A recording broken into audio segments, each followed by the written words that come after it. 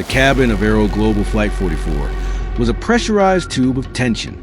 Xavier, a billionaire who preferred the anonymity of the main cabin for his cross-country hauls, sat in seat 24C.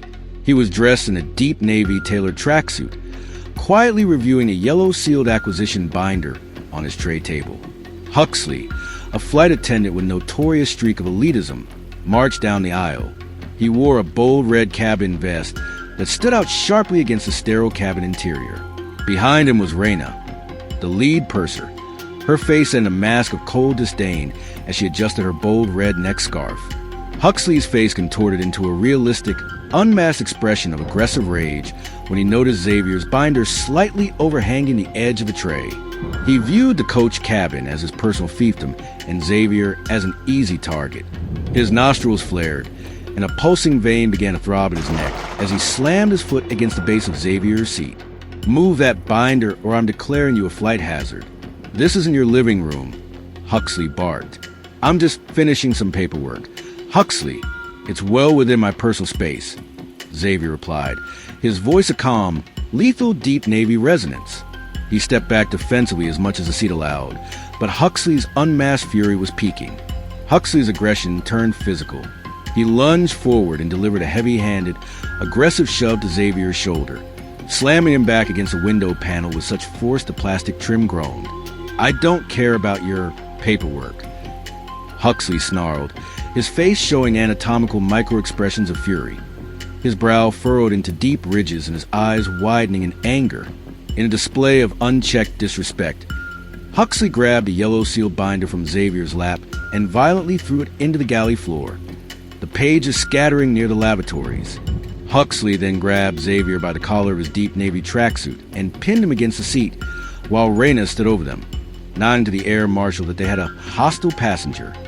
The witnesses, Sterling and Maya, sat across the aisle, their phones raised to capture the raw, unmasked fury on Huxley's face as he physically manhandled a man. "I'm going to have you blacklisted from every flight in this fleet," Huxley hissed, his nostrils flaring. Xavier looked at the hand on his collar, then at the yellow case tablet on his lap. "Huxley," he whispered, "you should have checked the stock transfer that cleared at takeoff.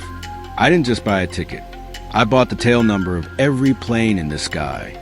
At 35,000 feet, the cabin of Aero Global Flight 44 became a vacuum of pure, suffocating dread. Huxley maintained his physical pin, his knuckles white and straining as he twisted the deep navy fabric of Xavier's tracksuit collar, shoving the man's head back against the overhead light console. Huxley's unmasked face was a portrait of raw, unchecked aggressive rage. The veins in his neck pulsed with a violent, rhythmic throb that signaled a total psychological break from professional conduct.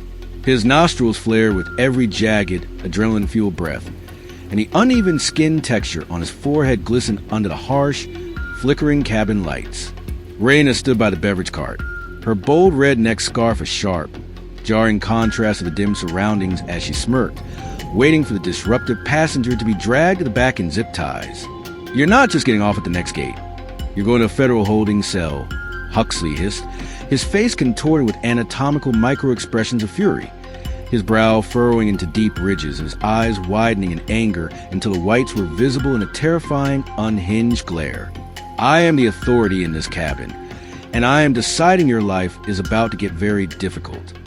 He exerted more pressure, slamming Xavier's shoulder back against the seat frame with another aggressive shove that caused the entire row of seats to shudder.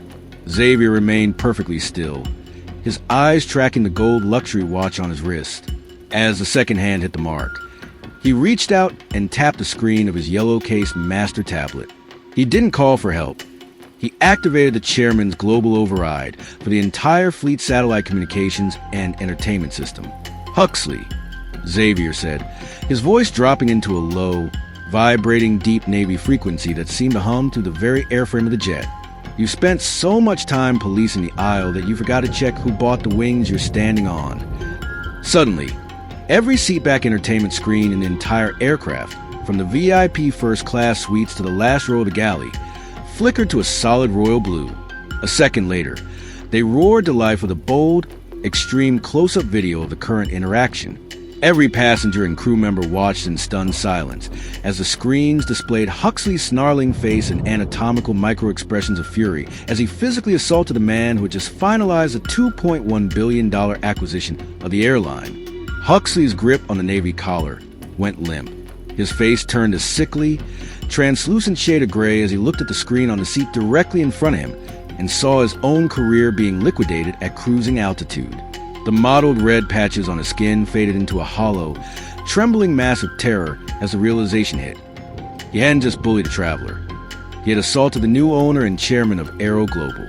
The cockpit door burst open, and the captain and first officer, looking visibly shaken, stepped into the cabin.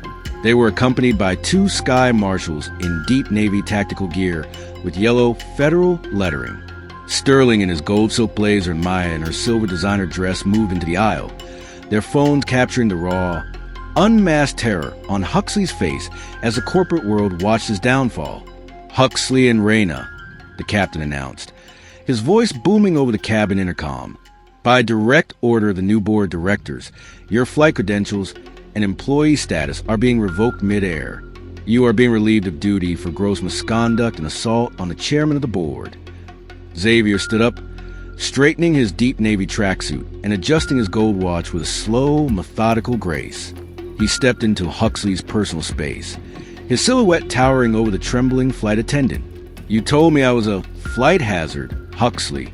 The truth is, you're the one who's grounded. Permanently. Your justice debt begins the moment the wheels touch the tarmac." Huxley, in a state of aggressive panic, tried to stammer out a plea for mercy, reaching out to touch Xavier's arm. He was instantly intercepted. The sky marshals firmly grabbed Huxley by his arms, twisting him behind his back in a brutal, bone-deep lock. They forced him to his knees in the narrow aisle, right on top of the scattered papers from a yellow sealed binder.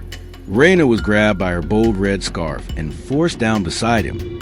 "Liquidate their status," Xavier commanded.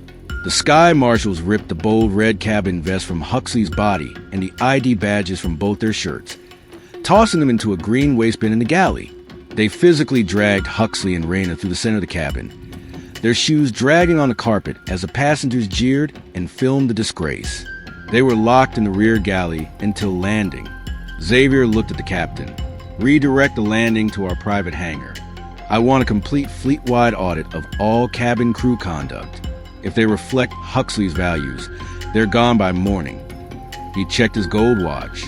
"And make sure the video of this is the first thing every employee sees when they log into the portal tomorrow. I want them to know the view from coach has changed. The power was destroyed. The truth was revealed, and the villain was liquidated.